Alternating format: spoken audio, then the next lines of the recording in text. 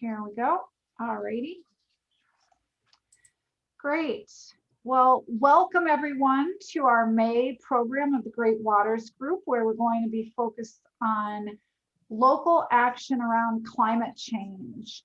This is our final program of the 2020-2021 program season, and we will be starting up a new series set of programs in September, and would love to have you all join us for those.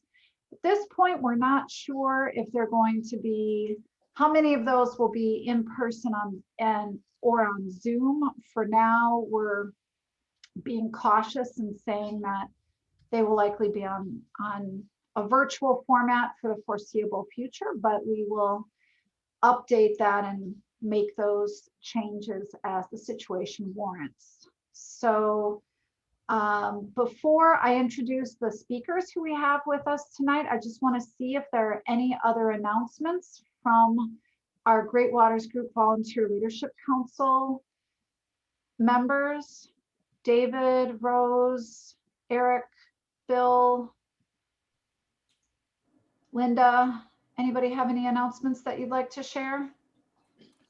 I'll go ahead and announce the virtual outing this coming Saturday. Great. I am very honored that I was given the opportunity to share my volunteer experiences. I was a Park Service volunteer for 15 summers in the Apostle Islands, and there's a little preview behind me. And I'll post a link to that in the chat after a little bit. Thanks, And David. what time is that, Dave? 10 o'clock on Saturday, the 22nd. Yeah, guys, the state chapter lands team is gearing up for the Kohler Andre corporate campaign. The next volunteer night is June 9th, and Kohler Andre is going to be one of the focuses of that volunteer night, and we'll have plenty of things for people to do. People have been asking what they can do to support the campaign and to give Kohler Company the message that a golf course is not preservation of that rare interdunal landscape up there in an old growth forest.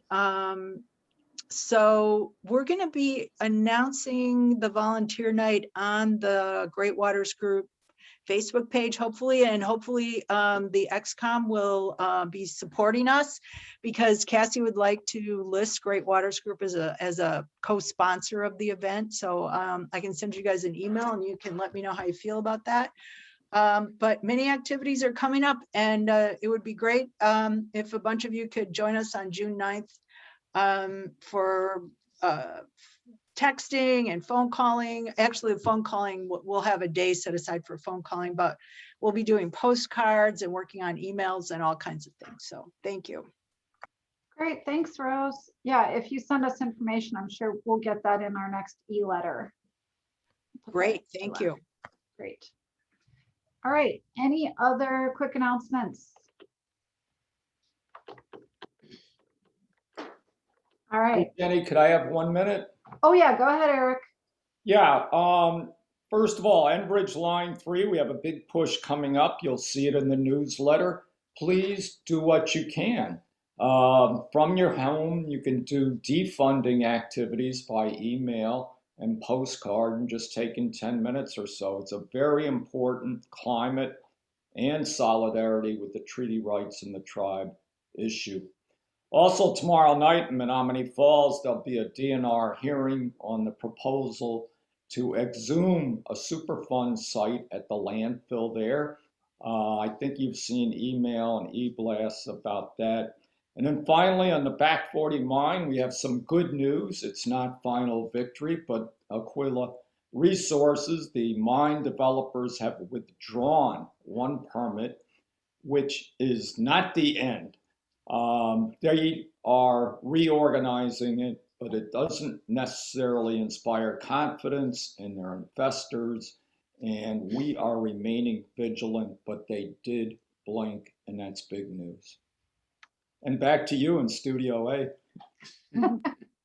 Great, I thank- just thought of something it's not a Sierra Club announcement, but I wonder if you saw from our Children's Trust, the case Juliana versus United States. How many was it? 21 young people, or, a number of young people suing the government for failure to be truthful and to take action on climate change. And that case has just bounced around since 2014 or something like that. And but right now in the district court in Oregon, there are a couple things scheduled, and so one of the things that they have scheduled is a settlement conference. So the judge is encouraging the government to sit down with the plaintiffs and talk about settlement possibilities. Yeah, this was pretty exciting news on that case. Great. Great. All right, so we've got 3 wonderful presenters tonight who are going to share information about different ways to get involved in taking action locally around climate change. Bruce Wiggins, a resident of Milwaukee, is a retired city planner, now active as co-chair of the Waste and Sustainable Consumption Work Group of the City County Task Force on Climate and Economic Equity, and with the Milwaukee Food Council. He presented Drawdown to the Great Waters Group in 2018 and will update us on the impressive as well as crucial work of this research organization / think tank. Linda Frank, a resident of Shorewood, is an environmental attorney and the Sierra Club representative on the City County Task Force on Climate and Economic Equity. She is chair of the task force's Land Use, Urban Agriculture, and Reforestation Work Group and co-chair of the Education and Outreach Work Group. She is active in a variety of other environmental groups. Bev Bryant is a resident of Franklin and employed as a naturalist at the Ware Nature Center. She has been involved with multiple climate change advocacy and education efforts, including the Climate Reality Project, founded in 2006 by former Vice President Al Gore, making frequent talks and presentations to groups, including workshops on climate change communication. And before I turn it over to the 3 of them, just a quick reminder to please keep yourself muted while others are speaking. And if you've got questions as the presenters are giving their information, feel free to put those in the chat. And a few of them will also have points along the way where you can ask questions and get involved in discussions. And we'll also have time at the end for those. So with that, I will turn it over to our fabulous trio. Thank you, Jenny. I'm going to start out, and then we're going to have Linda and Bev. And if you do have questions in each segment, we'll take time at the end before going on to the next one. And then we'll have time for Q&A and overall discussion at the end. So I'm going to cover Drawdown. And basically let me see, I got to get back here somehow. Sorry. There we go.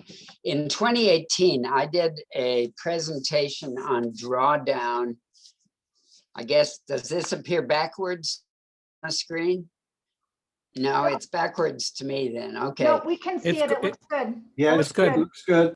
Okay, this is the book I presented in 2018. It's Drawdown, the most comprehensive plan ever proposed, actually the only plan ever proposed to reverse global warming, edited by Paul Hawking. And one of the keys there is that it really is a plan to reverse global warming. He uses the term global warming as opposed to climate change, because in his point of view, climate change is a result of the global warming, the greenhouse gases in the atmosphere. The important thing to my way of thinking is that everybody else these days is talking about mitigation to climate change, but this is a plan to reverse global warming. And there are 100 different ideas in here with current technology, actually 80 with current technology and 20 that took a little bit longer. I did that show with slides. And the key thing is that Drawdown now has a really robust web page, and they've updated their work. So I really want to go through that today. Before I switch over to the website and start going through that, I just want to ask, how many of you have seen the movie Kiss the Ground, the film? Can I just show you? See a show of hands, 1, 2, 3, 4. Some people don't have their screens on. It might be a quarter to a half of people who have seen the movie Kiss the Ground. And it's a really good movie, very positive, talking about regenerative agriculture. But from my point of view, there was one problem with it. And that is that they made regenerative agriculture seem like it's the solution to climate change or global warming. They actually had Paul Hawken on it, and he endorsed the concept. But if you listen to it real closely, you find out that what they are saying is that regenerative agriculture is necessary, but it's not the only thing that needs to be done. In other words, it's necessary, but insufficient. And so we're going to get into that a little bit more here. And so I'm going to share the screen here. And I hope you all can see now the Drawdown screen. And I'm going to go through this. This is drawdown.org. And I really am going to just skim some of the materials here. And then we're going to watch one of the videos that's here. But I really hope that all of you will start to learn to use this as a resource for your ideas about climate change and what needs to be done, for your activism, and for your discussions that we're going to talk about with Bev in the third segment here. As it says, it's the world's leading resource for climate solutions. And one of the first things you see right here down on the bottom is this publication, Farming Our Way Out of the Climate Crisis. You can get the publication there. And when you click on that, you've got to put in your name and all that to get the publication. It's about a 40-page publication, I think, and this is their answer to Kiss the Ground. It turns out regenerative agriculture is one of the solutions, but only one of the solutions for dealing with farming and addressing the problems we have. So right here in the middle, we're seeing Climate Solutions 101, and we're going to watch one of these videos in a couple minutes. But this is brand new information. It was these 6 videos here were just released in March. And so they're really very up to date and very good information. We'll come back to that in a minute, but I want to spend a few minutes going through these climate solutions by sector. And you can click on any of these and find, let's take a look at electricity, for example, and you find out the various different things that need to be done with electricity. And here are all the ideas dealing with electricity that need to be done. And you can click on any of these and they'll give information. You can also browse all solutions and get to this page and get to that table where we just were. Here are all the solutions. It turns out there are now 82 of them. There were 80 last time around. And these are all listed alphabetically now, and you can click on one. Let's just take this first one, abandoned farmland restoration. And you can go to that page and it'll show you how many gigatons here can be saved by taking this action, how much it will cost initially, how much it'll cost over the lifetime of this particular action, and the net profit, how much money it will actually save in this particular case. It talks about the solution and the related solutions in the bottom, and then under view technical summary, for all the geeks out there that want to know how they calculated all this, they've got the methodology, the results, benchmarks, the limitations of the data, conclusions, footnotes, all of that kind of stuff. So it really gives a lot of very good information. Then go back to these solutions again. I want to look at this table here for just a few minutes. So all the solutions listed on the left, and you can click on them and go back to that section. But the interesting thing here is that they've got these two scenarios with greenhouse gas emissions that are going to be sequestered under each of these scenarios. And scenario one is basically for a 2 degree centigrade climate change. Scenario two is 1.5 degrees climate change. In other words, if we're going to limit global warming to those 1.5 or 2 degrees, you need to follow these scenarios, and you can click on them and get them in order. Under scenario one, you find out reducing food waste is the #1 action that can be taken, and it will reduce carbon dioxide equivalent in the atmosphere by 87.45 gigatons. And you can see all the list there, and then click on scenario two. It's a little different. You find out the #1 action that can be taken is onshore wind turbines, and all the other actions are there. I want to point out at this point is this one. It's #6 in this scenario. It's called health and education.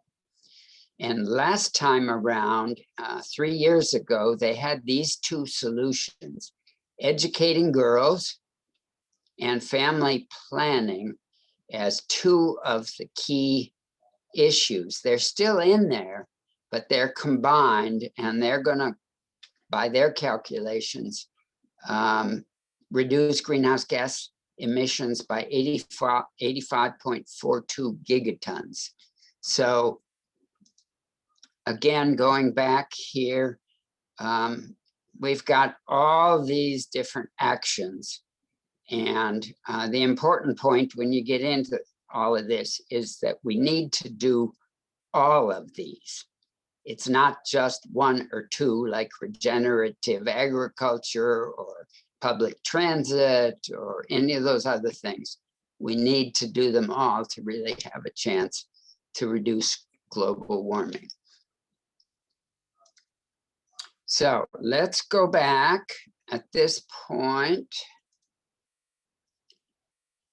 to, oops, back one more.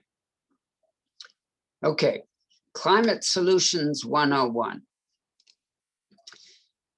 As I mentioned, these were just put out in March, so they're brand new, and it turns out there are 6 videos there, or units as they call them. Unit 1, 2, 3, 4, 5. In consultation with some folks here, I've decided to go ahead and show Unit 6. But each of these are really, really good. They're about 10 to 15 minutes long, so not real long, but they give great deal of information. Setting the stage is basically history, how we got where we are. Stopping climate change is an overview of what we need to do. Reducing sources talks about how we need to reduce emissions into the atmosphere. Supporting sinks and improving society is about how the sinks is a way of taking carbon dioxide out of the atmosphere and doing things with it. Putting it all together is an overview, and we're going to take the rest of my time here on Unit 6. So hoping this works. My tech check said, okay, I'll start it in a minute, but I just want to show on each page, there's a lecture. There's some additional conversation. This fella here is the executive director of Project Drawdown, and he does all the videos. Interestingly enough, he was for 15 years at the University of Wisconsin, so he's a homegrown guy. And so there's additional information on each of these with graphics, how you can learn more and so on. So let me go ahead and start this one. This one is about 14 minutes long, but I think it's a good one and will be the rest of my time here.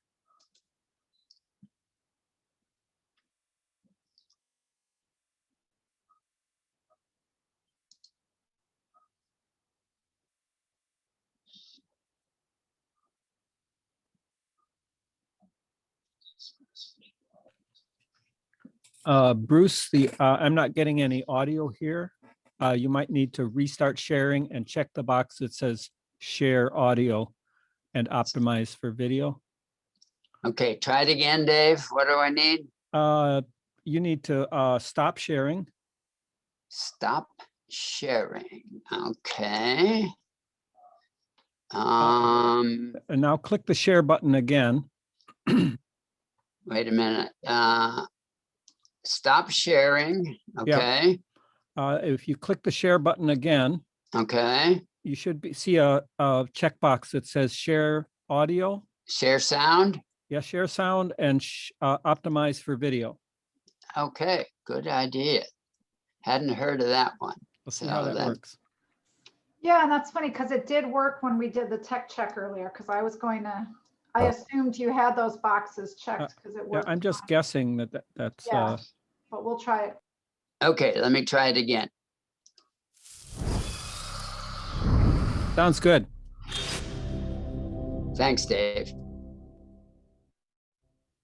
Okay, so in this final unit, we're going to talk about how we can make this all happen. We've got solutions, but now we've got to put them out into the world. We've learned a lot along the way, though. First of all, it is not too late to stop climate change, not at all. We have enough solutions right at our fingertips to solve the problem. We simply have to put them out into the world. And remember, these solutions are good for us. They're going to make the world better. Analogy I kind of like to use is you go to the doctor, you learn you're kind of sick, and you might learn about a treatment, but there are side effects. It's going to be kind of nasty and things you don't really want to do. This is kind of different. We go to the doctor and learn, hey, we got a real problem, but the solutions are going to actually make you healthier, happier, richer, and better off in the long run. Why not? Why the hell aren't we doing this? Well, the first thing we have to remember when we move forward to actually implementing these solutions is time is the most important variable. We've been wasting decades talking about climate change, but not doing enough to stop it. If we take the solutions we have now, let's not wait for any more technology or anything else. We start today, we can still beat climate change. But if we wait because of politics, we wait because of obstructionism, we wait because we're waiting for the perfect new technology, we are going to lose. So we have to start now. We need time, not tech and talk. That's what we need. And in Drawdown, we have a saying, now is better than new. We've got to get going with what we have today. So how do we deploy these solutions? How do we take them out into the world? The solutions are, again, kind of physical things. They're a technology, a practice that actually affect the atmosphere. They're things we need to have more of quickly. How do we make sure they get there? Well, we have things we call accelerators, things that move solutions into action. And they include a lot of different things. For example, we got to change the rules, effectively changing policy, like the laws we have or regulations or how we collect taxes and what do we tax, what do we incentivize, all of that kind of policy making, whether it's in Washington or at a federal capital or at a state level or at a city level. All of those policies are really, really important and can help us take solutions to scale more quickly. But we've also got to work with money and capital and investors and all this kind of stuff. We got to pull capital out of the things destroying the planet, oil and gas and all that kind of thing, and out of bad forms of agriculture and destructive industries, and move capital into good things that are actually promoting climate solutions and maybe a regenerative economy, one that makes the world better. We've also got to reform the way businesses think about these things. We need to look beyond just right in front of our nose at quarterly profits. We've got to look at the long view, which knows that businesses have to take on climate change too. It's a really terrible business environment if the planet's going haywire. So if businesses take a longer perspective, they can actually incorporate climate solutions and better thinking into their daily practices. And businesses could be very helpful, but right now, largely they're not. We also do need more technology, partly to take what we already know how to do and make it cheaper and faster and move at scale quickly, as well as some fundamentally new things. But we can't wait for technology, we'll just fold it in as we go. So that'll be really important. And we do need behavior change. We absolutely do. You and I, at our household levels, at our communities, our schools, our places of worship, all of these places, we can make little changes that do add up. They're not enough to solve the problem, but without behavior change, things like how we eat, food waste, our energy conservation strategies, do require that as individuals and communities, we play sort of a role as well. So we need it all. Just like climate solutions, we need a lot of accelerators as well, from the policy making to individual behavior to moving money, inventing new things, and changing the rules of business. We need everything. But how's this going to play out over time? Well, we're going to be addressing climate change for a while now. It took us a good 100 years to get into this mess. It's going to take a couple decades to get out of it. It's just inevitable. So I think about climate solutions unfolding over, let's say, the next 3 decades. We got the 2020s to work on it, the 2030s, and the 2040s. How do we play it out over time? It's kind of like a big chess game. We now know all the pieces on the board. What are our opening moves? And what are the closing moves we need to win the game? Well, I think there will be kind of 3 waves of action that all begin today, but they unfold a little differently over time. The first wave of action might be, let's deploy the really cost-effective, low-hanging fruit, things we know how to do right now that save us money and are big wins today, and do them fast. Energy efficiency. It's crazy that we still have buildings that leak out half of the energy we pour into them. The fact that we throw away about 1/3 of the food in the world, that we still deforest beautiful tropical forests to grow a few more cows and soybeans. These are all things we can totally fix today if we put our minds to it. There's no reason we should be doing these things. Similarly, we need to demand the energy industry really tackle methane leaks. We're going to move off of natural gas completely. That'll take more time. But immediately we can stop the leaks in natural gas pipelines, in natural gas wells, and flaring of oil rigs. Those are things we could stop today if we simply regulated that better. And we can also switch to renewables a lot faster than a lot of people thought. Even 5 years ago, I might not have said this, but today renewables have gotten so cheap. They're now by far the cheapest source of electricity on the planet today. And if we can electrify our cars and our buildings more, they become a solution not only to electricity, but to the building and transportation emissions as well. Solar panels in particular have fallen in price so quickly, it's almost like computers. They're getting cheaper and faster and better, like everything. So iPhones and solar panels have that in common. The cost of solar cells are so cheap now that solar and wind are now the cheapest ways to make electricity on the planet.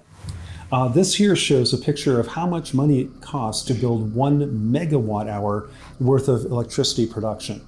Solar and wind are now cheaper than basically gas could ever be, certainly cheaper than coal, and way cheaper than nuclear power. And they're falling in price every day. That's incredible. So there are a lot of things we could do right now very quickly that could have a big impact. Then the second wave, which we also start today, we're not waiting, but this one will take a little bit longer because it's about changing big infrastructure. We're going to have to reinvent a lot of our big systems, whether it's agriculture. We have hundreds of millions of farms across the planet. We're going to have to change them all, one by one by one.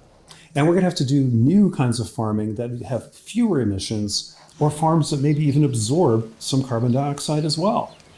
We've also got to retrofit almost all of the world's buildings. Sure, we can build new, like net zero buildings and green buildings and all that. That's great. But most of the buildings we'll see in the first half of the 21st century have already been built. And we've got hundreds of millions of those where we're going to tear out a furnace and a boiler and a hot water heater, put in a heat pump and insulation and building automation systems and solar panels. That's going to create hundreds of millions of jobs and new opportunities. And these are jobs that can't be taken away by AI or robotics, and they can't be shipped overseas. This is a great opportunity for economic development too. We're going to do the same thing with transportation. Every car, every airplane, every truck, everything has to be retired and fast and replaced with more efficient and hopefully electrified vehicles that can emit no pollution, but still give us great mobility and even better transportation than we see today. And of course, over the same time period, we can deploy new technologies, but don't wait for them. But we will have to invent a few things along the way that can make things cheaper and faster and better, but also whole new ways of doing things. For example, in industry, we still are going to have to tackle the problems around cement. There's some interesting prototypes for this, but we've got a long way to go. We're going to have to find new replacements for refrigerants, away from these fluorinated gases like hydrofluorocarbons to ones that aren't super pollutants in climate change. And we also have to do things like making steel in ways that don't emit high amounts of carbon dioxide. These are all possible, but we got a little ways to go for that. Then we have things that I think are going to be pretty exciting, like how do we make jet fuel out of the air instead of out of oil? How do we have a drop-in replacement for aviation so we don't contribute to climate change when we fly? Or making air turn into plastics, so we're not using oil to make things we might need. We're actually using last year's pollution. These are all ideas that need a little more work and can be deployed over the next few decades. But what you see here is climate change is, yes, a huge problem, but I actually look at it a little differently and see it as a great opportunity to kind of reboot the planet. We have to reimagine everything, the way we make our energy systems work, electricity, transportation, buildings, the way we grow food and use what we grow and ship it around the world and what we eat and how we eat it, all of that. Everything has to be reinvented. That's great. That's an opportunity to rethink everything. As we fix our problems around climate change, we could also have an eye towards equity and justice and maybe address some of our long-standing historical dilemmas there. We also could look for opportunities to grow new jobs as globalization has wiped out other jobs. We could also create healthier cities where people walk more, get more exercise, lead better lives, breathing cleaner air, and addressing some of our biggest public health concerns. So to me, addressing climate change isn't a bad thing. It's one of the biggest opportunities to build an incredible world we've ever seen. So what else do we need? I'm convinced we actually have the solutions and technologies at our fingertips to get going and solve this problem. We also know how to push them out into the world with policy, behavior, capital, and so on. But we're missing something. One of the things I think we're missing right now is a much better and bolder vision of leadership. We don't have that today, sadly, in most places. Today, a lot of our leaders are saying the future is going to be terrible. It's going to be dark, dismal, dystopian futures, and those people are to blame for it. We're causing people to be fearful and divisive and hate each other. We are now more divided in the United States, for example, than any time since the Civil War. And I don't even know why. We have to move away from that model of leadership if we want to be the best version of ourselves and solve one of our greatest civilization's problems. So what we need is a different kind of leadership that paints a picture of the future that we can join together in and build a better world. Martin Luther King, for example, didn't go around America saying, "I have a nightmare." He talked about a dream that even those who didn't agree with it at first knew in their bones was right and true and moral and just. He had a dream where measuring people on their character, not the color of their skin. And that dream was beautiful, and he invited all of us to join in and make that a reality. Now, he died for that dream, and we're still far from achieving it completely, but we're on that path, slowly but surely. What about climate change? What if we said to the world, solving climate change is one of the best ways to make a better world? And we invite all of you, conservatives, liberals, big city folks, small town people, to come together and build that better world. I think it would energize millions of people and bring together us around one of the greatest achievements we could ever have. So my ask of you is for you to step up and be a leader in your life, in your community. There are always people who look up to you, who ask you for help, and you have influence across your businesses where you work, your communities of faith, your schools, your neighborhoods. All of us can share and learn what we know and lead all of us into making a better world, one bit at a time. I hope at Project Drawdown we can be a resource to you along your leadership journey.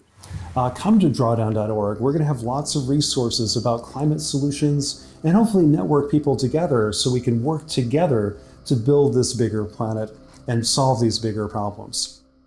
But we ask you to exercise your leadership. Don't abdicate your future. Don't abdicate your responsibility, and don't abdicate your leadership in making a better world. And remember I started this whole thing in saying the future is not written yet. Robert Henton Wilson once said the future is up for grabs, and it belongs to the people who accept the risk and the responsibility of consciously creating the future we want. So let's go out and build a future by design, a better future, not one by default. And that future is up to you and up to me and all of us. And I think we can make it a great one.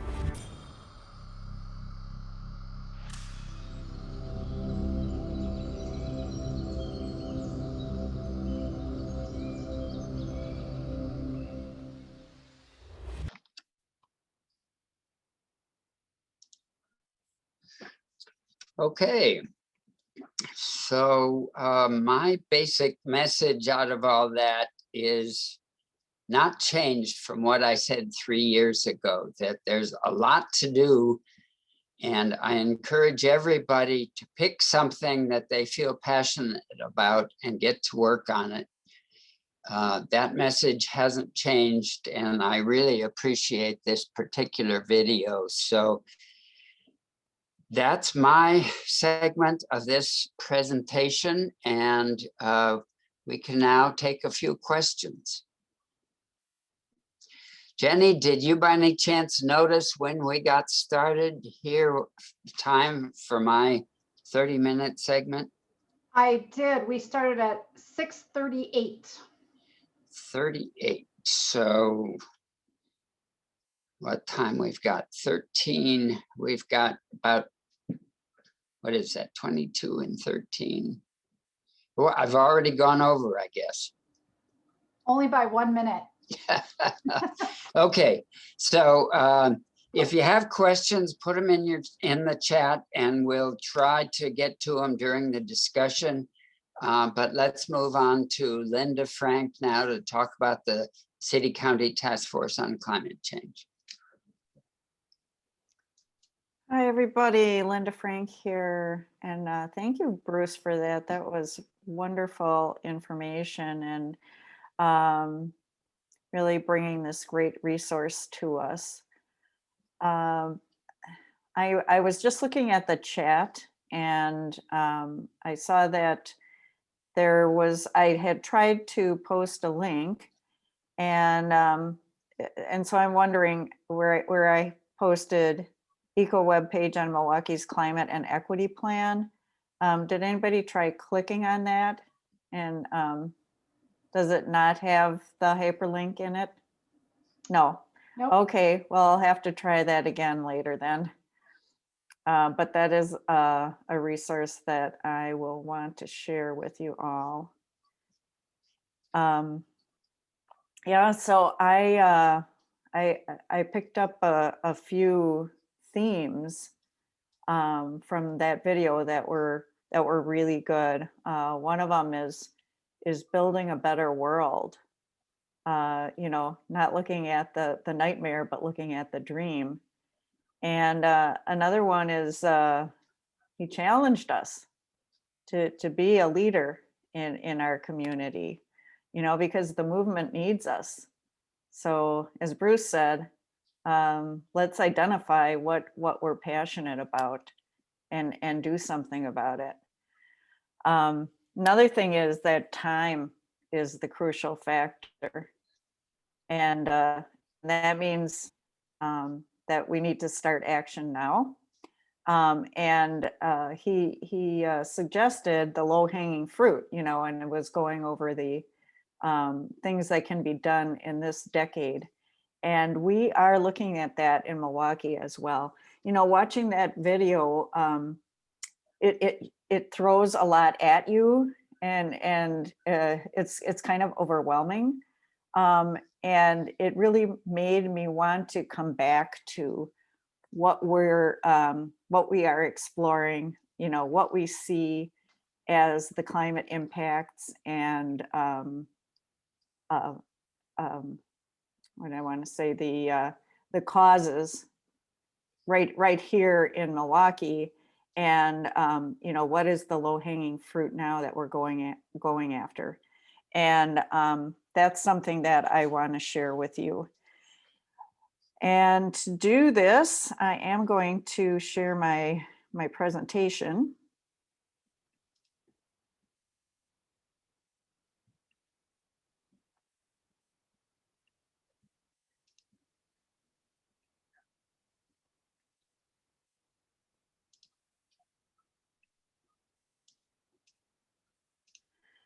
Okay, so I assume you can see that pretty well.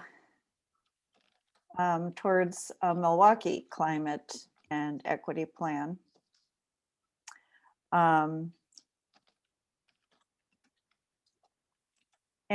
really, my portion is about the City County Task Force on Climate and Economic Equity. So I'm gonna start right with that.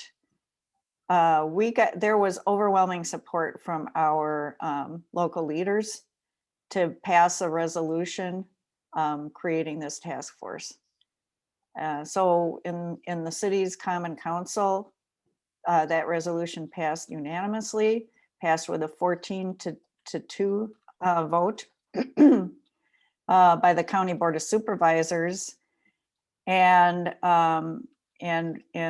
so we got the task force established with a charge that really calls for bold action. Here are the highlights of it.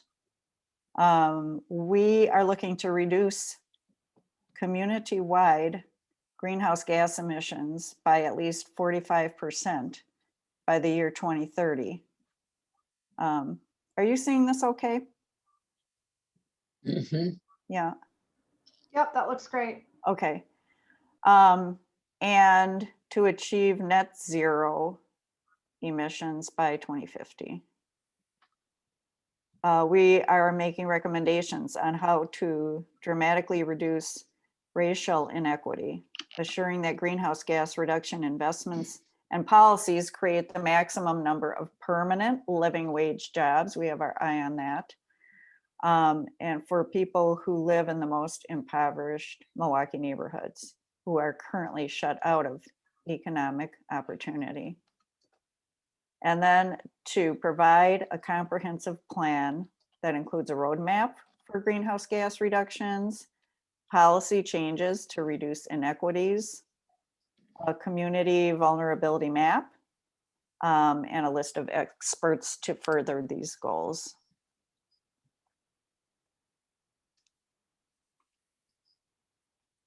So yeah, I want to talk about inequity and racism right off the bat, because this is something that we need to have front and center as we look at the climate situation.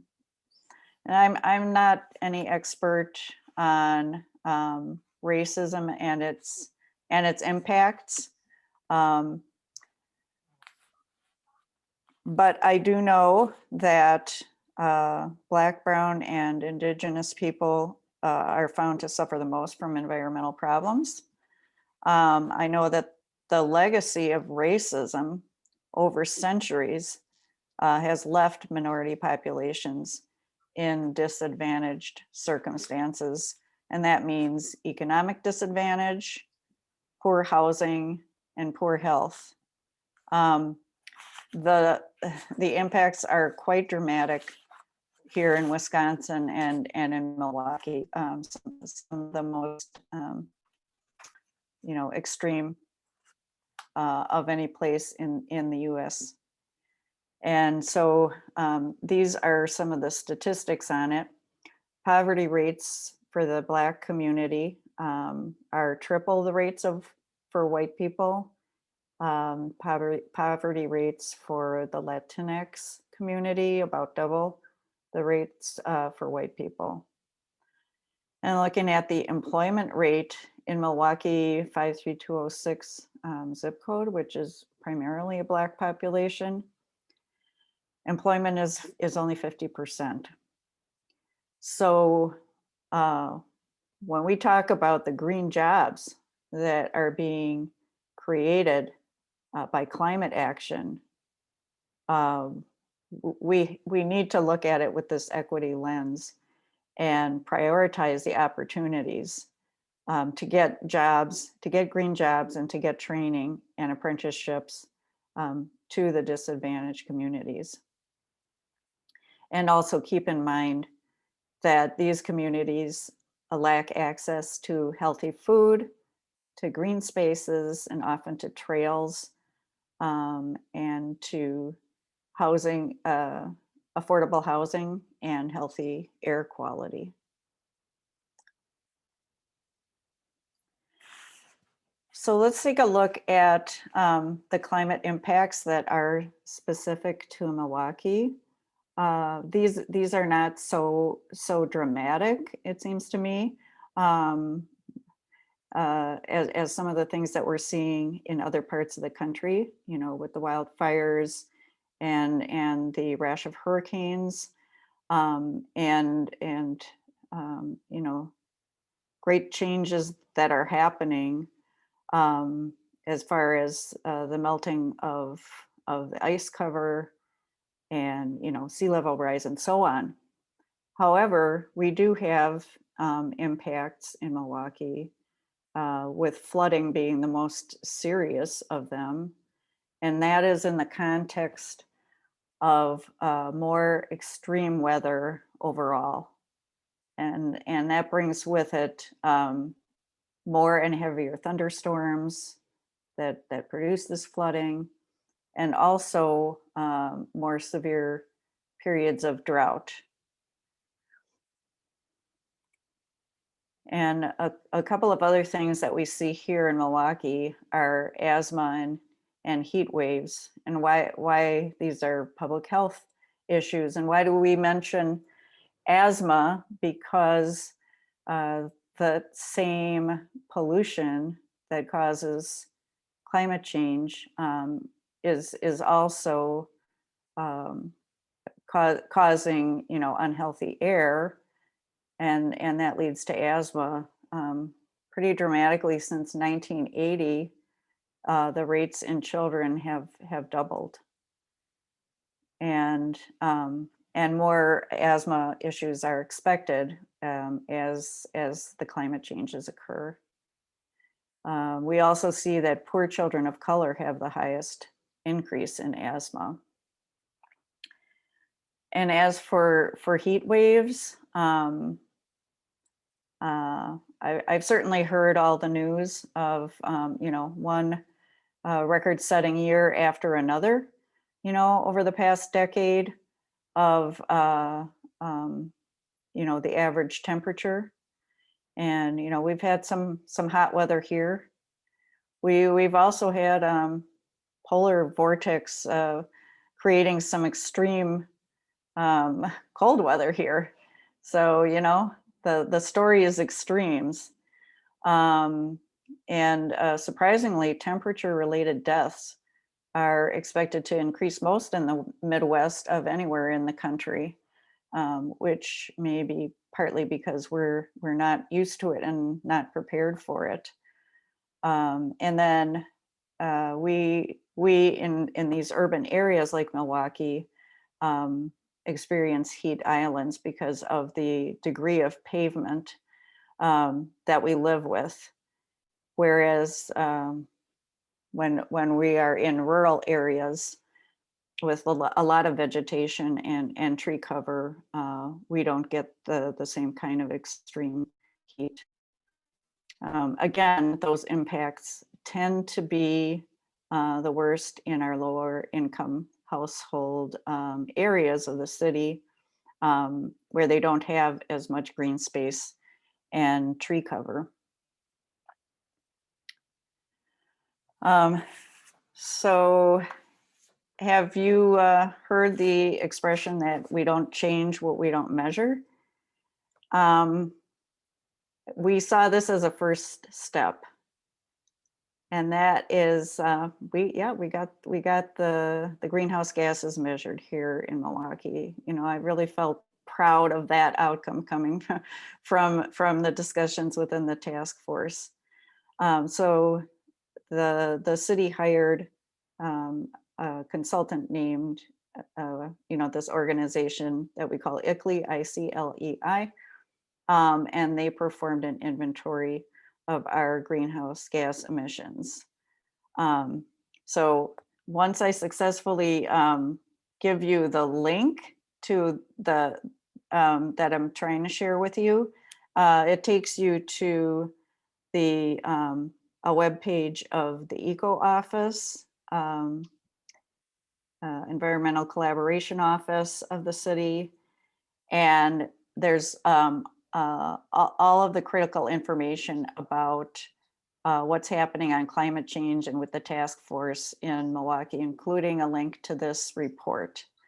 Linda, yeah. if I can just interrupt, Dave Thomas just put the link in the chat. It's that one called city.milwaukee.gov/climate/climate plan. So you don't have to do that. Dave did Oh, it. good. I hope that's the one. Yeah, I just discovered that page myself. I think they put that one up not too long ago, because we were having some problems getting easily accessible information about what's going on here on climate action, and that page is really helpful.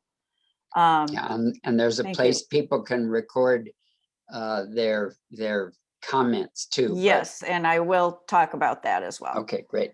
So anyway, I do recommend taking a look at this report. You know, it gives a good description, you know, about the climate situation here. However, I want to show exactly where our main sources of greenhouse gas emissions are coming from. And I find it difficult to pull that out of this, this inventory report, I have to say, because of the technical categories that are used there. So I'm instead referring us to this chart, which is their planning scenario or forecast based on our greenhouse gases. And so the first thing to look at, oh, here, let me get, all right, so you can see my cursor there. Oh, sometimes, oh, there we go. It's going all over the place. Okay, so here's our starting point, right? This is 2018. And it shows a big chunk in yellow here is coming from electricity. That is, that's our utility producing electricity from coal plants and natural gas plants. So I'm calling that one dirty electricity. Okay, the next one is labeled as stationary fuels. There's a huge chunk here. And this is our buildings. It's not only our homes, of course, but our apartment buildings and our office buildings, shops, factories, where we are burning, we're burning natural gas, right? Burning natural gas to heat buildings and to produce heat for industry. That's the next big chunk. So yeah, dirty heat. And then in the green, there's actually both the green and the brown. We see light duty vehicles and heavy duty vehicles. So that is, of course, burning petroleum to run our cars and trucks with the internal combustion engine. And that one I call dirty transportation. Those are the causes of the greenhouse gases here.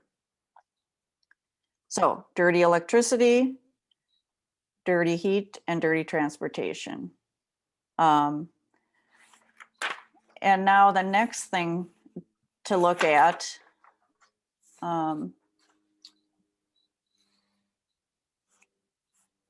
the two intersecting lines. And so there's a vertical line that shows us, and please bear with me because I want to spend some time on this chart here. It really gives us a lot of information.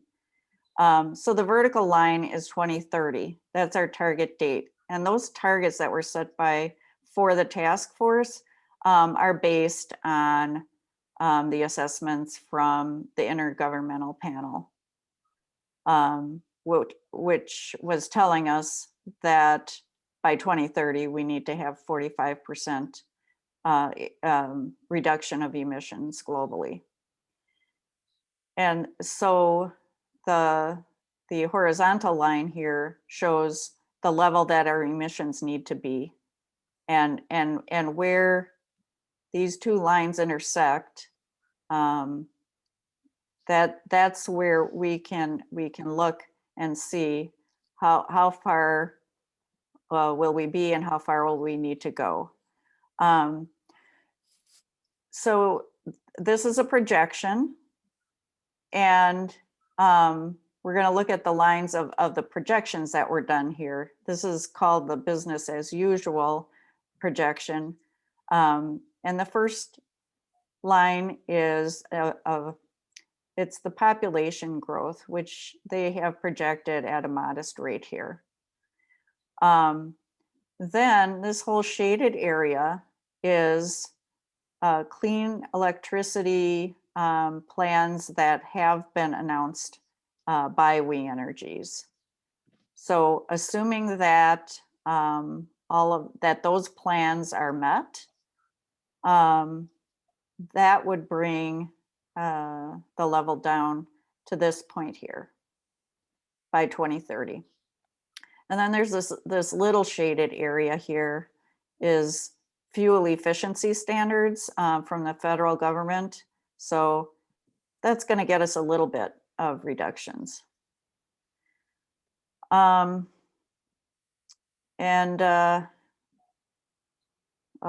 I'm having a little trouble keeping my cursor where I want it to be. There, it keeps going away.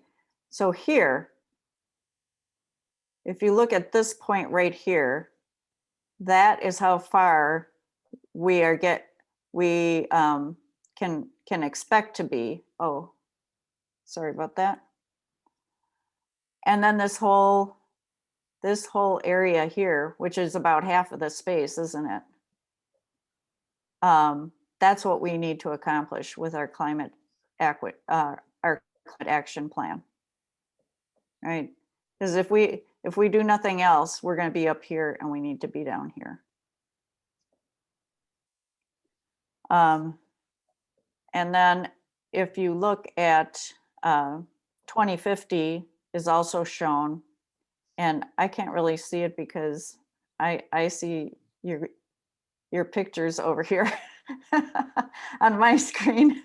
But at any rate, if you look at the top of the yellow line at 2050, and you look down at 0, where we're aiming to be, there's a big, huge gap right there that we need to solve by that time. And I did not mention the waste and wastewater, which is one of the contributors, but it's a very thin line at the bottom here.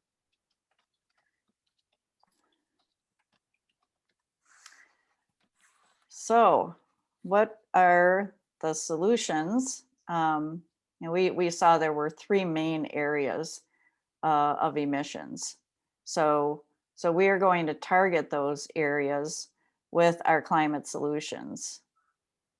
And the first one is clean electricity, which of course means that we need to be getting electricity from renewable sources. So this, well, the biggest job is the job of our utility. And we saw that they are making significant strides according to their goals, but they are not getting us all the way to where we need to be by 2030 or by 2050. So they need to be more aggressive in those actions, bringing us utility scale renewable energy, wind and solar energy. But we also need to be able to avail ourselves of every means and strategy to accessing renewable energies. So that means we need policies that offer us a full range of options for businesses, governments, and individuals to install solar energy in particular, and not have obstacles in the way like we currently do, of course.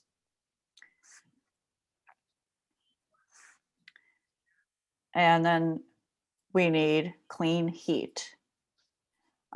So as we saw repeatedly pointed out in the video, reducing waste is a thing that we really need to hit on. And that means not only reducing food waste, but reducing energy waste. So when we talk about clean heat, it means we need to be using less energy to heat our buildings. We also need to, we need to be using less electricity and not wasting electricity, because we need to look at the demand side and bring down demand for energy, as well as supplying clean energy. So the way we go about this is policies for all new building construction to be highly energy efficient and affordable. And we need retrofits for existing buildings, because that's most of what we're going to be dealing with. Our houses, apartment buildings, office buildings, and shops.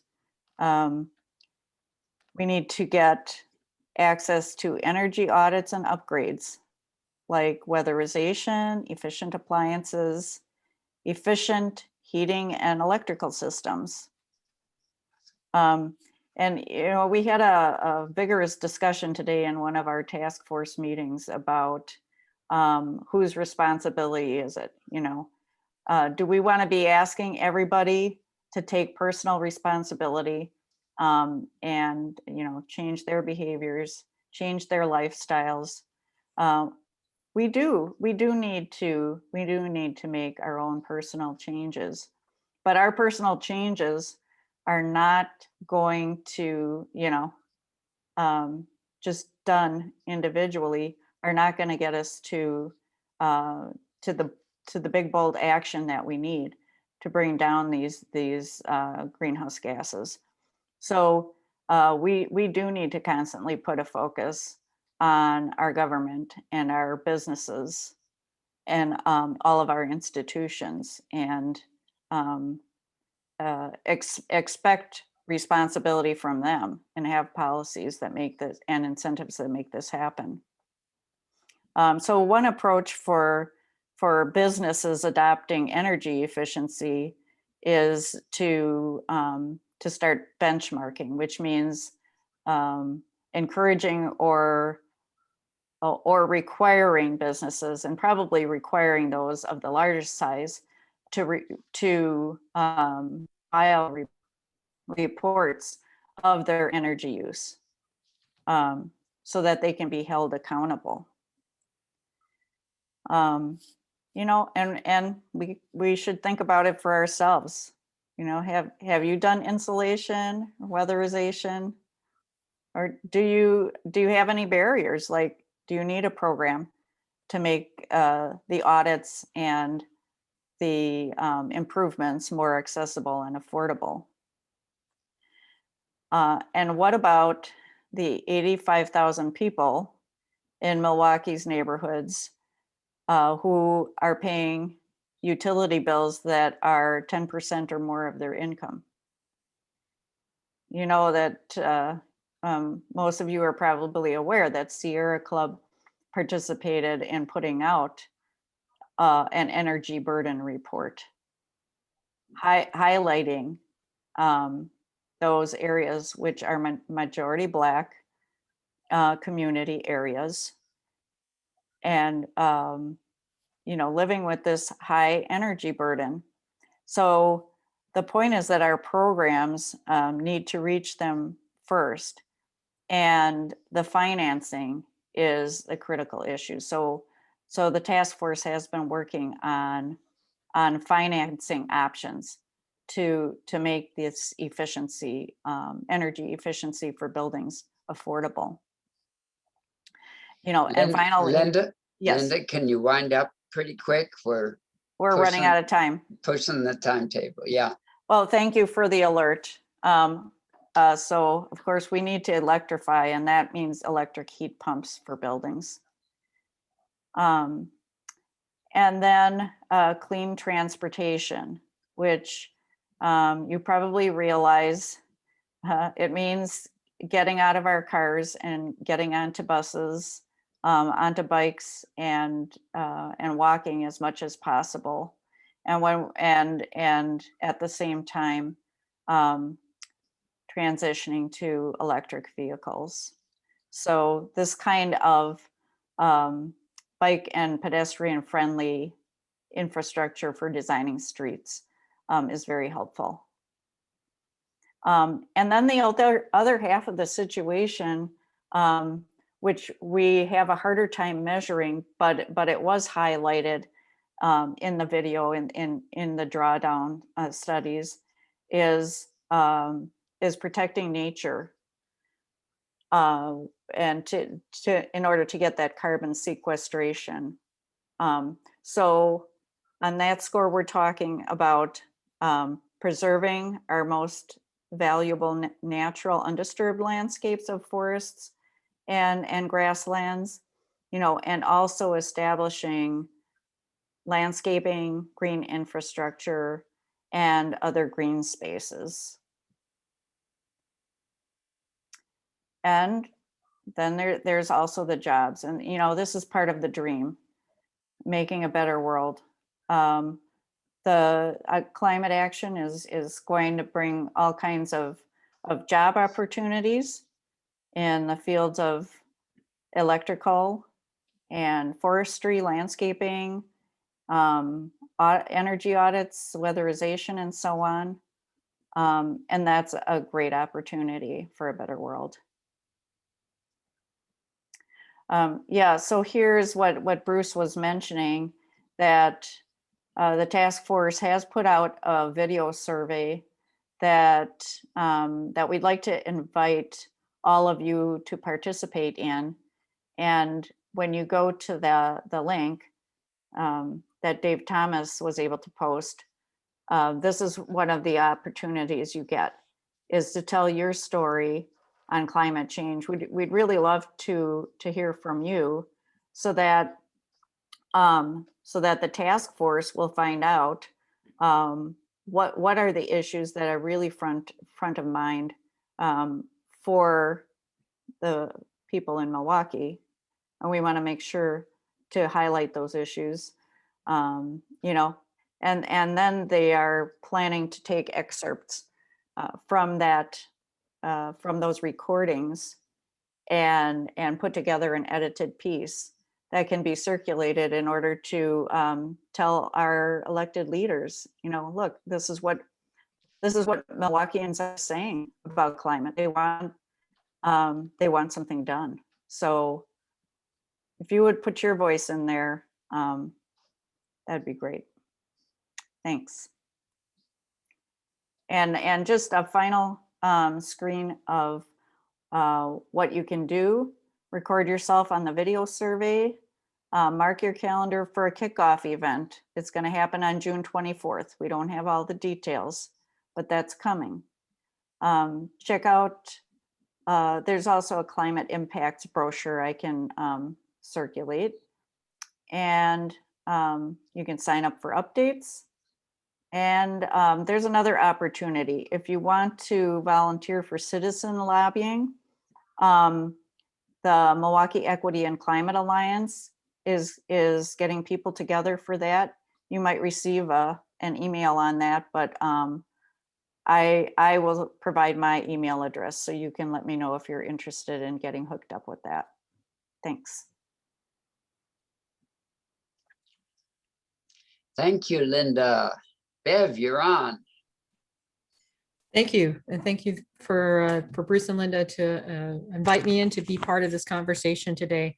We're going to switch gears a little bit and sort of focus in on climate conversation. So the kinds of things that Bruce was discussing and we were learning about from Project Drawdown and what Linda was sharing from our local community are really stories of possibilities that climate change is opening, you know, the battling climate change is opening up for our communities.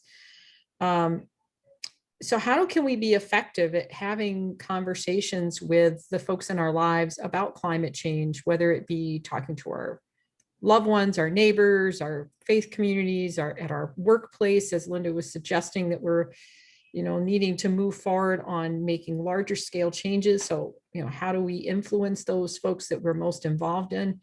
How do we call up our supervisors, our politicians, our representatives, and make ourselves as effective as possible? And when we're discussing our concerns about climate change. So that's what I'm going to focus in on. And I am going to open it up for conversations because that's what we want to talk about. So I think maybe the best way to do that is I will stop my screen a couple times so I can see you. If you want to pop your cameras back on, that would be great. Or if you're familiar with, there's a down at the bottom of your screen, there's on the far right at the bottom, it says reactions. If you click on reactions, there is a place where you can raise your hand. So if you aren't on screen and you want to share something, you can raise your virtual hand, or if you're on screen, you can raise your real hand, and we can share our thinking about some stuff. So I'm going to share my screen here so that we can get going.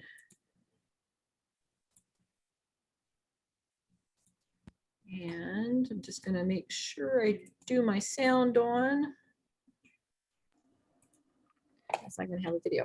So again, my name is Bev Bryant, and I'm here representing an organization called Climate Reality. I'm a member of the Milwaukee or Wisconsin chapter of the Climate Reality Project. And for some of you, that might be new. So, oops, just wanted to kind of cover a bit of what is Climate Reality. It's an organization that was started by former Vice President Al Gore as a continuation of his Inconvenient Truth project to try to spread more understanding about the climate crisis. And he's done this, and the organization has done this by training over 31,000 people to be climate reality leaders over the globe. The organization provides training, support, and campaigns that help encourage action about climate change. They do a lot of work in communication and education and outreach to folks. One of the main focus of being a climate reality leader is speaking to other folks about climate change, whether it be in individual sessions or to faith groups or whatever. We are available as volunteers who can come speak to you and your family or your groups about climate change. Here in the Milwaukee chapter, Milwaukee, Wisconsin chapter, we actually meet each month, and you're welcome to join us each month for the first Monday of each month to meet. You don't have to be a trained climate reality volunteer to be part of our chapter meetings. In fact, you don't even have to be a trained person to be able to access some of our slide decks and some of our visual aids.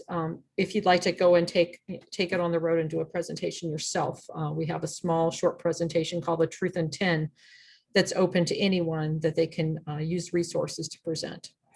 But if you're interested in becoming a trained climate reality leader, it's actually a lot of fun and easier than it usually is right now because it's all virtual. We have trainings coming up in October, which will be another virtual training. There may be 8,000 to 9,000 people involved in those trainings at a time. It's pretty amazing.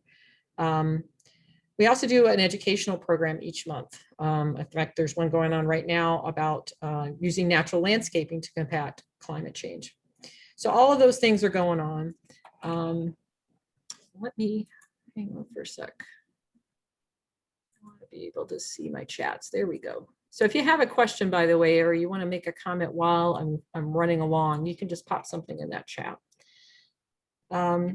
So one of the things we learned in our climate reality training is that it's really important to use storytelling as part of our communicating about climate change. And we were all asked to come up with our own climate change story, kind of our elevator talk about why we're interested in, why we're doing this as a volunteer. So I'm going to give you mine real quickly. I got started in being a conservationist when I was very young. I grew up in North Carolina, and I was blessed to have a school teacher who took woods that was near our school and took us as students out into that woods and really framed our entire education that year around conservation. At the time, that's what they called it. It wasn't environmentalism, it was called conservation. And so that's me on the left as a bumblebee at our school play about nature and our nature trail that we created. And the pledge on the left, hang on, I gotta get back up here and minimize that. Pledge on the left is something that I wrote. I give my pledge as an American to save and faithfully defend from waste the natural resources of my country, its soil, minerals, its forest, waters, and wildlife. And that has been my passion ever since. And so as I learned about the climate crisis early in the 1980s, it's been heavy on me, like it's been heavy on all of us. And I have to tell you truthfully, there's been times where I've had to step back from the issue just because it is a bit emotionally overwhelming. But I got involved in the Climate Reality Project because I needed support in sharing my passion about the environment and what's happening to it based on climate change. So one of the things I just always suggest to people, and you're already involved in the Sierra Club, so is, get involved with other folks, because it's a hard thing to care as much as we do about the environment and to see what's happening. And it's good to have a support network. Hey, Bev, So- I'm going to interrupt. There's a little gray box that's covering up part of your screen. I don't know if you maybe have the chat open. I do. So I'll get rid of it. Hang on. Yeah, I'll get rid of it. There you go. Yep, it's all All better. gone. Okay. So one of the things that I've always been curious about is sort of the sociology of climate change and what are people in our communities thinking? I mean, I think a lot of times we do end up in our bubbles and we don't necessarily know what other people are thinking. And so I want to share some resources about knowing a little bit more about what people are thinking about climate change, and also some research about how to be effective in communicating about climate change. And these are all going to be listed in a resource list that Ginny's going to share with you by email. So we don't have to put those in the chat right now. You may be familiar with the Yale Climate Opinion Map. This has been going on for a while, and I'm just going to click into it here and hope that it works. And all right. Let's see if it opens up for me. All right, see if I can get it to work from right in there. All right, are you guys seeing a climate map now? We 2020? are. Yep. Awesome. Okay, so this is a cool, fun thing to go to and just play around with. It has a question at the top. So this is current for 2020. The number of adults who think climate change is happening, which good news is 72% of the United States does believe that climate change is happening. But you can actually scale into your home state or even your home county to get the results. So here we are in Wisconsin, and I'm just going to pull this down, and it tells you kind of where Wisconsin is on these questions. So the good news is most Wisconsinites think climate change is happening. Only 57% think that it's caused by human activities versus 32% who believe it's natural. Even less that believe that scientists think climate change is actually happening. So we can see that there's some progress, but there's a lot of area for improvement about people's general understanding about climate change. But when you get down to risk perceptions, you can see that most people are worried about climate change and its harms to plants and animals and how it's going to affect future generations. They're less concerned about how it's going to affect them personally. Only 43% think that climate change will affect them personally into the future. And then what I always find very encouraging, and Linda, for your perspective as far as what's going on in Milwaukee County, this is positive. A vast majority of people support ideas of funding renewable energy sources, regulating CO2. You can see that we're all in, above 65% for these actions that we know are already available and are actually widely supported. And the interesting one I want to get down to is relevant to our conversation here. All those things are true, right? Everybody's been over 55, 60% on most of these actions. But when you ask this question, how often do you discuss climate change or global warming, at least occasionally? And only 35% of Wisconsinites say they actually discuss climate change with the people in their lives. 64% say they rarely or never talk about climate change. And likewise, only 25% say they hear about it in the news. And I think that's why I kind of have zoomed in on this particular issue of communicating about climate change, because it's key to what how we're going to get people to come along with us. And so many of us aren't talking about it. So I'm going to close out of my screen for a minute, just after this next slide, because I want to talk to you guys about this. So I'm going to ask you this question. Have you had conversations with folks about climate change? And I guess because this audience is so aware about climate change, I'm going to push you a little bit and say, have you talked to someone who you think doesn't believe in climate change or doesn't understand climate change? Not someone who, you have are fully aware that they agree with you.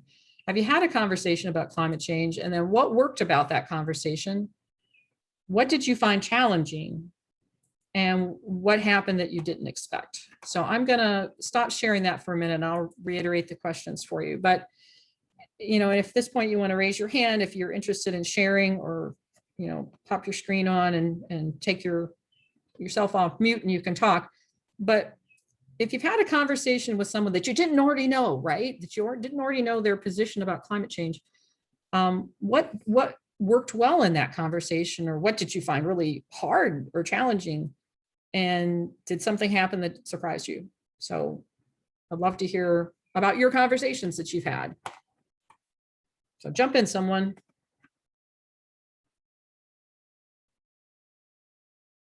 You have to unmute yourselves, remember? Actually, I think the only conversation that I've ever had about climate change with someone who doesn't know that it's happening was this gal who was sitting in her car in the parking lot of a church, just sitting there idling for like a really long time with the air conditioning on. And she was very young, like probably college student age. And so I knocked on her window because this is kind of one of my pet peeves. And I said, you know, even an idling car, you know, is emitting air pollution and you know, carbon and contributing to climate change, blah, blah, blah. I'm not really sure what I said to her, but the funny thing was that she was very receptive, but she was like, oh, I didn't really think that, or I didn't know about that. And she rolled her window down and turned her engine off. But, you know, it's very rare that one has the opportunity to discuss climate change with people who don't agree with us. I mean, I think it's a real challenge. Yeah, that's a great example of how just having the initiative to start a conversation with someone maybe really did change her behavior that is going to, you know, push forward. You took your understanding and made her aware of the situation. And I agree, it is a hard world that we live in. We seem to be so in our bubbles that we don't get to interact with folks who are maybe very different backgrounds or different understandings. But is anybody else want to share an example or have, you know, just a story you want to share about trying to discuss climate change with folks? Even people who maybe know a bit about it already.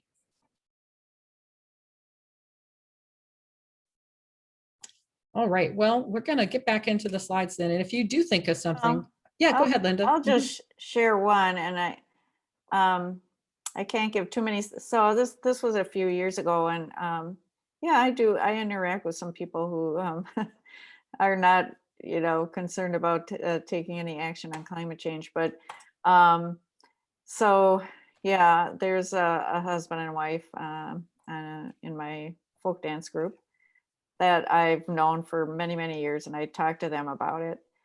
And, you know, we were having a bit of an argument, and I was expecting them to hold fast to there's no climate change happening. But he actually did come around and say, well, yeah, I know there's climate change, but it's not human caused, or it's not ours to solve, you know, kind of. It's it would be arrogant of us to think that we are in charge of that, you know, kind of from the perspective of God is in charge. So you know, it didn't go that well, and I don't know how to talk to them, but that was the gist of the conversation. You started the conversation, and I think to get to that first step of realizing that folks who maybe disagree with what to do next, at least have all come to the same realization that the weather is changing, the climate is changing, the evidence is there. They may not agree with what to do next. And I think that's a lot of the crux of it, right? So how can we get through to those folks? Or to all folks? So I'm going to turn my share back on here for a little bit here and share a few more resources about what scientists who have studied this tells us are helpful things to do. What works? Before I get into all that, though, I want to share something that stuck with me since I was young. I love Emily Dickinson as a poet, and this particular poem always is kind of in the back of my brain when I'm talking about climate change with folks.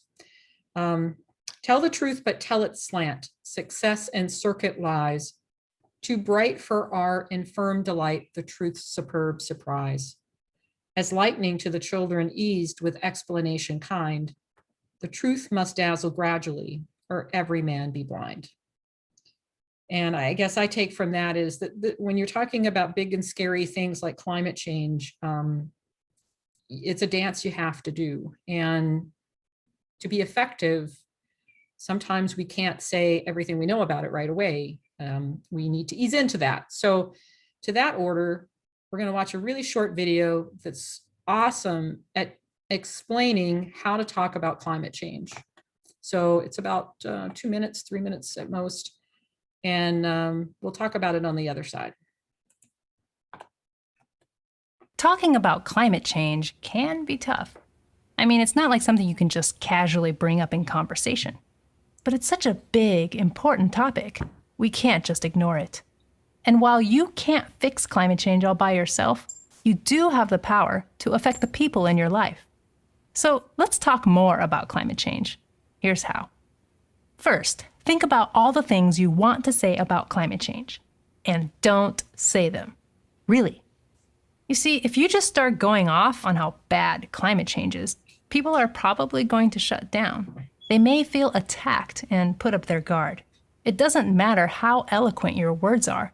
If the other person's not listening, there's no point. So here's the secret to talking about climate change. Listen. Listen to the other person. I know it sounds weird, but it's the most important part. You may think the goal is to convince the other person of your perspective, but that's going about it all wrong. The goal is just to have an actual conversation, and that only happens when people listen. So, how do you start? First of all, don't ambush people. Get permission first. If they're busy, no need to force it. Just try again another time. Distractions make talking hard, so it's okay to ask to shut devices off. Once you have their attention, start with a question about climate change. Remember to make it about them, not you. Ask about their thoughts and their perspective. When they start speaking, you have one job: just listen. Resist any urge to respond right away. And whatever you do, don't interrupt. This might be the hardest part, especially if you have strong feelings or if the other person is saying something that you disagree with. But trust me on this. Just listen and be open to what they're saying. Now, if the other person doesn't say much, that doesn't mean you can go, okay, they're done, my turn. It's not your turn until you learn something about the other person. So encourage them to say more by asking follow-up questions. Ask about personal experiences. No need to go into science or politics. Reflect back what you hear them say. Repeating and referring to their words lets them know that you are listening, that you care about their point of view. This makes them feel valued and safe. When you earn their trust, they will be more willing to open up and listen to you. So, after they've shared their perspective, then ask if you can tell them about yours. Okay, now it's your turn. What will you say? Remember, the point is not to convince the other person of anything. If you try to do that, they may become defensive and stop listening. Just share what you personally think about climate change. You may not be a climate expert, but you are the expert on yourself. So, tell your story. When did you start caring about climate change? What worries you the most? After you're done talking, ask what they think. Bring it back to them. And, you guessed it, listen. That's what a conversation is, a two-way exchange of ideas. Go back and forth for as long as it feels right. Learn from one another. At the end, thank them for talking and say what you learned from them. This is important. Ending on a positive note makes it more likely that this conversation will happen again. You see, one little chat may not change anyone's life, but it opens the door to more climate conversations in the future. And that's how you build trust. Get others caring about climate change and make a long-term impact. You may be surprised how much you learn in the process too. So, what are you waiting for? Talk to someone about climate change. It may be one of the most important things you do.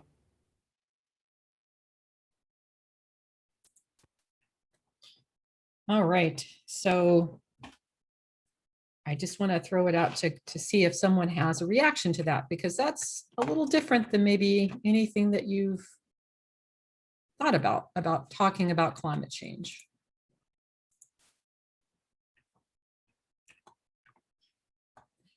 Everybody's on mute.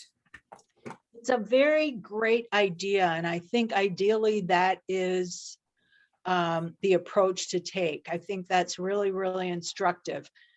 Unfortunately, the sense of urgency is so intense right now.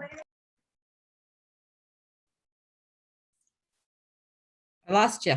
Yeah, my mother was, Oh, I that's need to okay. pay attention to my mother now. But anyway, the sense of urgency is so intense that it's hard to really be so calm and dispassionate about this right now. Yeah, I gotcha. It is a very urgent kind of thing. So dispassionate is maybe not the term I think they were trying to go for, though. I think what they're trying to say is that people react to other people. People respond to other people, and people respond to other people's stories. And so if the facts about climate change were really going to sway people, you think by now we would be in a better place. And it hasn't, in a lot of cases. It hasn't convinced people to make the changes in their own lives, or to push the politicians to make changes in our collective lives. So how do we get people to get to that place? And it always is about, you can influence the people who are close to you, who trust you. And part of that is, being willing to listen to the other side, and to meet them where they are, and to gradually bring them to where you are. So yeah, Bruce has his hand up. What do you want to share? Yeah, I just wanted to say my reaction to that drawdown video. I want to tie that back to this. When he talked about all this is possible, we can do it now, and the different rules and all the things that need to change. Yeah, I think we all feel it's urgent, but I couldn't help but think when he was talking about that is that we don't have the political will to do those things yet. So I think what you're saying is really important. We do need to have those conversations and listen. I don't know that there's any alternative, really. As you mentioned, facts don't seem to change a lot of people's minds.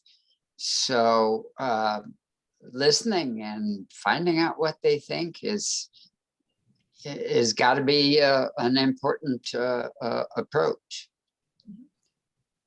Yeah, I think listening obviously is a big part of it, because as the drawdown video rightly pointed out, we're a very divided people right now, and I agree with him. I don't really understand why, because the commonalities are much greater than what perceived differences are.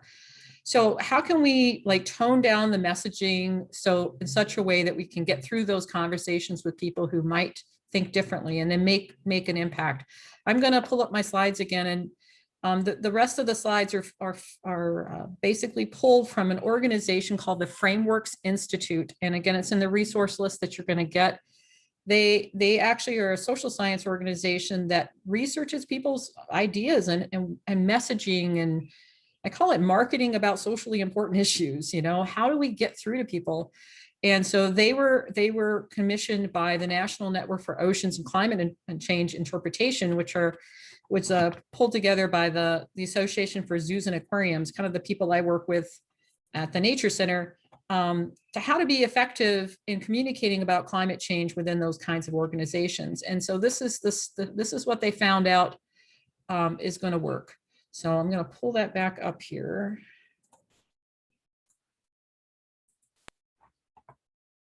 So this is that Frameworks Institute and what they do. And just so you know, this whole course that this is based off of is free. It's online. You just go into their institute store.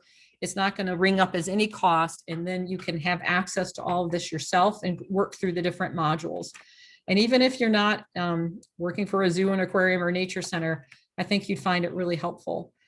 It kind of comes down to, oops, let me get back to there we go. So you can see it full screen. Is they came up with understandings of what the public thinks versus what we think they think. So what scientists know versus what the public knows. They researched that. They tested to find out which sort of values that we can put into those conversations that are going to be universal and help our conversation to be sticky. They created metaphors to help translate some of the complicated climate science into something you can explain quickly to folks. They found a way of communicating that instead of describing a situation that we're finding as a result of climate change, to use something called an explanatory chain to help make the connection between the phenomena and the actual cause, which is burning fossil fuels. So they call that an explanatory chain.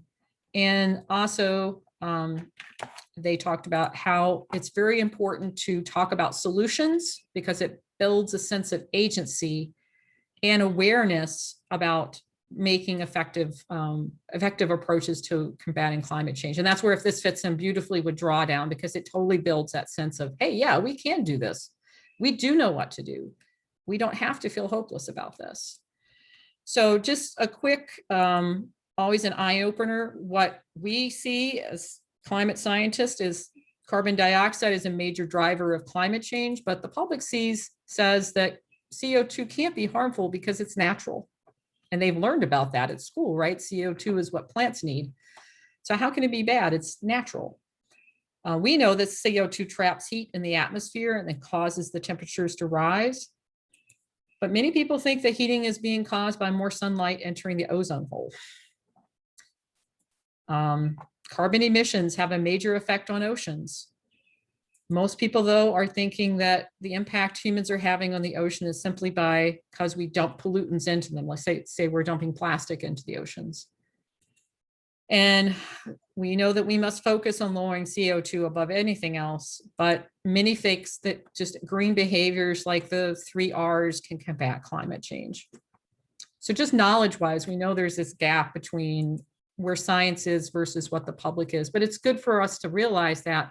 So when we're having our conversations with folks, we start at a different place. When we talked about values, the 2 values that they found tested the best among all audiences, even folks who are very on the far right spectrum, was talking about climate change in terms and framing it in terms of protection. So we want to protect human health. We want to protect safety and welfare. We want to protect the environment, not just for the sake of the environment, but for ourselves as humans. And that we have a responsibility, that if we know that there is a problem, that is our responsibility to take common sense measures today to protect and preserve folks in the future. So if you can integrate those into your conversations with politicians as you're doing your activism, this is not just about saving habitats or polar bears. This is about protecting our community's health, our safety, our financial and health and welfare into the future. And we have a responsibility, because we know about this, to do something now. So you think about how you can incorporate those values into your conversations with folks. They also found that using metaphors to explain the more complicated science really helps to help people understand and connect the dots, so to speak. They suggested these 2 metaphors that I've taken up to using, and I love them. So they're so simple, right? Instead of talking about the greenhouse effect and all the details, here's the phrase, and again, this is something that I can share with you guys so that you have it to use, or you can snap a picture with your phone. So when we burn fossil fuels for energy, we add more and more carbon dioxide into the atmosphere. This buildup acts like a blanket that traps heat around the world, which disrupts the climate. So we're just piling more blankets on. It's like this extra carbon dioxide is creating extra layers. And then just like, as you put more blankets on, more heat stays in. And that's causing disruptions in the climate.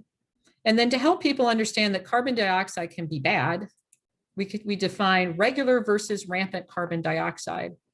So regular carbon dioxide is used and created by normal life processes, but the rampant carbon dioxide is coming from burning fossil fuels for energy. We need to reduce this rampant CO2 because it's getting out of control. So quick ways to describe the science behind climate change. The next piece in your conversation is sharing some of that science so that people can connect the dots. So in this particular example, I might be saying to an audience, here in Wisconsin, we're having increased rainfall and intense storms. And so you might naturally just start in and talking about, well, you know, we're having more rain and more storm where we're having increased rainfall and it's causing more flooding. But, and climate change, this is caused by climate change. To folks who maybe don't understand the whole climate crisis, that doesn't help them connect the dots to their actions. So you can just as quickly say something like this. Well, burning fossil fuels such as gas in our cars releases CO2 in the atmosphere. And this extra CO2 in the atmosphere acts like a blanket trapping heat. The heat is warming the oceans and it's causing more evaporation of water into the atmosphere. The extra moisture in the atmosphere is causing more intense storms and rain events. Rainfall during storms has increased 35% in the last 50 years in Wisconsin. I was pretty shocked by that number myself. Like, that is a lot more rain that's happening in our actual storms. So they call this an explanatory chain. It's connecting the dots back to climate change in a way that they see, oh, by burning fossil fuels in my car, I'm contributing to these increased storm events. And then, of course, talking about solutions so that people know they have the ability to take action and that it makes a difference. Always highlight local examples that you can bring up. I just put up these focus on energy and Renew Wisconsin, but you know, the stuff that Linda was talking about are great ways to start a conversation. We do want to always bring in community versus individualism, because we are not going to be able to solve this by individual action or consumer action. So we can highlight examples like what's going on here in the Milwaukee task force, and also stories of civic action. This last slide is about how to kind of frame things in language that is less triggering of folks. We are so partisan. So how can we discuss things so in such a way that we don't end up ending up in a trap, ending up in a bad place in a conversation. So instead of saying things like politician or policymaker, you can say community leader, a little bit less charged a term for folks. Policies and legislation are ideas, proposals, directions. Government, instead of making it about the government, which sometimes just turns people off immediately, talk about our community, our neighborhood, our city, our state, things they feel more friendly to. We often say, speak up and let your leaders know about your opinions. But for some folks, that might be intimidating. So you can say, get involved, keep learning, join a group. And even here in Wisconsin, if we say that Wisconsin adopted standards, we can say that was really Wisconsinites agreeing to be committed to. So you can see how just changing our language a bit and how we frame things can make a difference. And I'm gonna throw one more slide in here just because I wanted to share this because it brings us back to where we started this program on. Another thing that I've been involved in this last year was something called the People's Eco Challenge, and the resource is going to be on that list I send you. Basically, it's an online community to put the ideas that are in Project Drawdown into action in your individual lives. And I kind of like to refer to it as like Weight Watchers is for folks who are trying to lose weight. Project Drawdown is sort of like that if you're trying to reduce your carbon in your life. It's a way that you can do actions with the support of other people. It kind of is a gamification, so it gives you some rewards and positive feedback. If you say, I'm going to reduce my energy consumption, or I'm going to learn about renewable use in my community, you know, there's a way for you to be interacting with other people, either maybe in your faith community doing it together or your workplace. Sometimes it's a good way to bring aboard people who don't know as much as you do about climate change and get them to make some lifestyle changes with you supporting them. So with that, I'm going to turn off this screen share again and throw it out there if anybody has questions or stories or experiences you want to share. And I don't know where we are on time, Ginny, but you'll let us know, right? Yeah, I would, we've got 7 minutes left. yeah. Okay. I'll just mention there is a drawdown eco challenge too that people can take a look at. It's drawdown.ecochallenge.org, I think, if people want to take a look at that. Yeah. But let's just open it up now for thoughts, comments, questions on any of our presentations tonight. We've got Unmute yourself and hands. ask. Yeah. We've got raised hands from you, Bruce, and from Linda. Oh, Yeah. I'm gonna Okay. lower my hand. Yeah. Well, I would definitely step back if somebody wants to jump in here. I bet some of you have stories from difficult conversations that you've had. I was thinking of another one, and I feel like if I know it's going to be a difficult conversation, I need to kind of prepare myself for it, because you may get like a snide remark or something, a smart alecky expression or something from that person.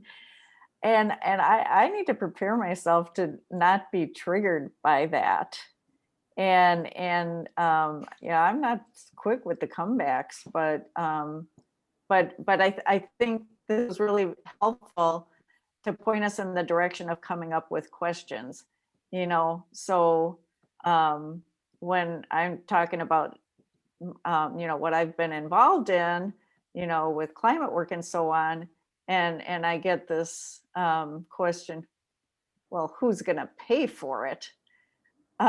You want to come back with a question like, are you thinking that that this isn't something that should be paid for? And, what are you thinking? So it's a process, right? Yeah, it's very much a process. And one of the prompts that maybe is a good, safe conversation starter with anybody you're interacting with is, tell me a story about a time where you have been impacted by extreme weather. So like if you're getting together with folks and you don't know where to start a conversation about climate change, maybe don't try to start don't start with climate change, start with the weather, which everybody has a personal experience with, and just get people talking about what they felt like if they had experienced a hurricane or a flood or a tornado or, anything that they felt threatened, really. I mean, I think we've all had those weather experiences where we did feel afraid. And we felt like we lost something, hopefully not someone we loved, but, maybe property or that kind of thing. So I think that's a safe place to start a conversation. And then you can kind of keep leading them along to, the second question is, have you noticed that more of those sorts of intense storm events happening, or have you noticed, a change in the world around you since you were growing up? Again, I've had lots of conversations, especially people who are more interested in the environment, maybe from a hunting and fishing point of view, and maybe not from the environmental point of view, that I could start a conversation that way. And they're like, hey, I've noticed, those kinds of things. But finding those commonalities and making people feel safe. Yeah, Eric. Yeah, hi. On the hunting and fishing stories, I mean, the commons is very useful, especially if we talk about fish and game. And I mean, people realize that their grandparents went too far, as far as fish and game. And if you want to simplify the story a lot, you can just say that 350, the concept of 350 parts in the atmosphere, is actually the same concept as 5 bass. And the most useful stories are already out there in people's lives. I mean, one of the great stories in this part of Wisconsin is the Lake Winnebago sturgeon, and how the community organized itself in order to bring them back from a point where their population was very low. But if you go to Fish and Game, you're going to the commons, and if you can remind people of stories in which people had to unite and change their ways in order to bring back something good. If you remind people that if they take more than 5 bass a day, that the fishing may not be there for either for themselves next year or for their children, you're starting to get into some analogies that resonate. That's a great example, and one that works so well for folks here in Wisconsin, where people are. I'm from out of state originally, but that deep love for being outdoors, for hunting, fishing, camping, those are kind of commonalities in Wisconsin. Most folks to start a conversation. I want to give Don has his hand raised and hasn't Sure. got a chance to speak yet, so I want to give Don a chance. Go ahead. Yeah, I just wanted to remind people that you don't always even have to talk about climate. You know, it's the end goal that you're after. And for instance, if you listen to Scott Cohen, who's the head of the Conservative Business Forum, you know, he'll say, you know, that's not where you want to go with the Republicans and so on. But you can talk about other issues like energy independence, you know, freedom of your you know, control over your own energy, lowering your energy bills, you know, producing your own local energy and community time, things like how the community will benefit. So there are other angles if you don't feel like you can make headway in discussing climate with people. Absolutely. I feel like a lot of times talking about mitigation of flooding and property damage is another great inroads to folks who maybe don't want to have a conversation specifically about climate change. Okay, well, we don't need to debate about what's causing these more severe storms to be happening and happening more frequently, but at least we need to have a conversation about how we're going to manage the water that's you know, flooding out our properties and destroying our infrastructure. So again, starting from a place where you can find commonality and move things forward, even if they don't agree with, you know, our perspective about the science. Yeah, and economy and jobs are a couple of key parts of that too, that are Absolutely. opportunities.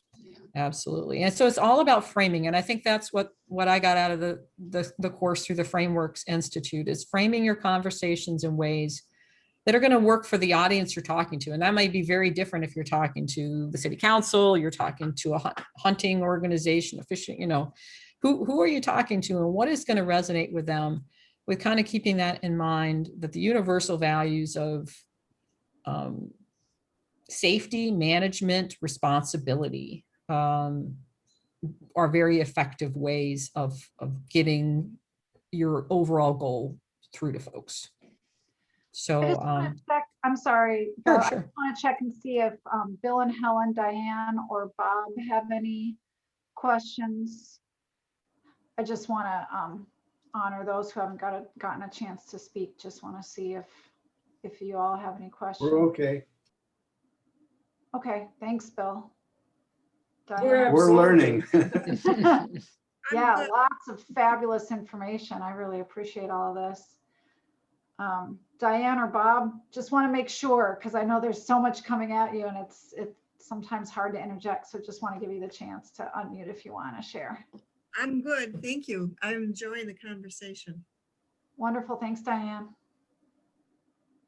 Bruce, I saw you had your hand raised. I just wanted to get to everybody else. Yeah, that's fine. That's fine.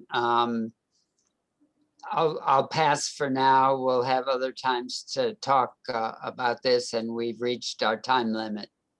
So I want to thank Linda and Bev and all of you for tuning in tonight. I think it was an interesting presentation program, and appreciate everybody's coming.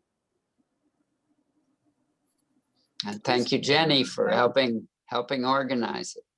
Sure, I'm going to go ahead and stop the recording.